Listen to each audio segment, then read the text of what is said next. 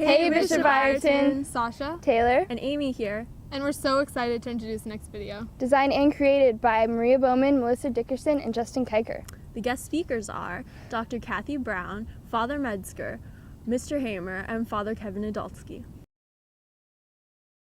Saint Francis de Sales, perhaps one of the most famous and influential of all saints. His greatest source of influence, however, remains a mystery. What did he leave behind? What was his greatest impact? Our team of highly trained researchers has investigated the story behind St. Francis's greatest legacy, the Oblates of St. Francis de Sales. We searched throughout the most extensive libraries in the country and hunted down top experts in the field, all to explore the formation and mission of this famous order.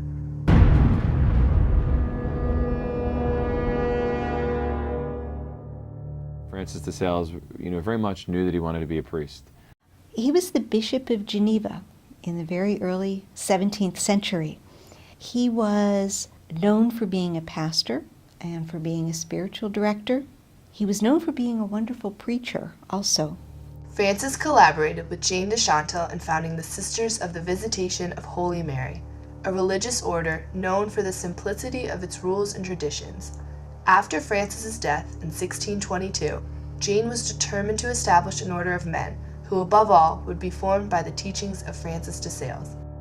The Oblates of St. Francis de Sales were begun by a diocesan priest named Father Louis Brisson, and we were begun in a place called Troyes, France. Father Louis Brisson and a visitation sister named Mother Mary de Sales Chapuis, who together founded the Oblates of St. Francis de Sales in the late 1800s. The Mother Superior, Mother Mary de Sales Chapuis, she told Father Brisson that he should start a religious community of men in the example of St. Francis de Sales. And when she first took over the monastery, she took him into the parlor and said, "One day you will found an order."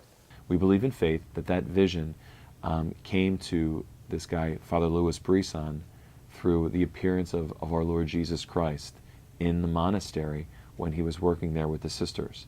They based their way of life on the teachings of Francis de Sales, and especially on what he taught about the virtues. When you read St. Francis de Sales, you recognize that there are about 10 very practical principles of Salesian spirituality. The Oblates base their practice on the two major thrusts of Francis de Sales: gentleness to the neighbor and humility toward God. The Oblates of St. Francis de Sales base our lives on what's called the Spiritual Directory. And it contains Francis de Sales' advice on having a prayer life.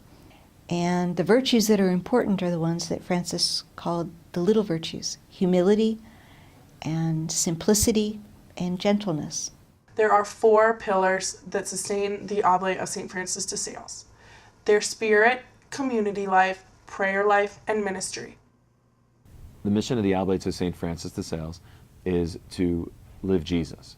It is to spread the upbeat, optimistic, joy-filled spirit of the gospel that we believe in faith that Francis de Sales committed his life to. The basic mission of the Oblates is, again, to continue the spirit of Francis de Sales in the world. Spreading the gospel, of living Jesus, of doing ordinary things extraordinarily well.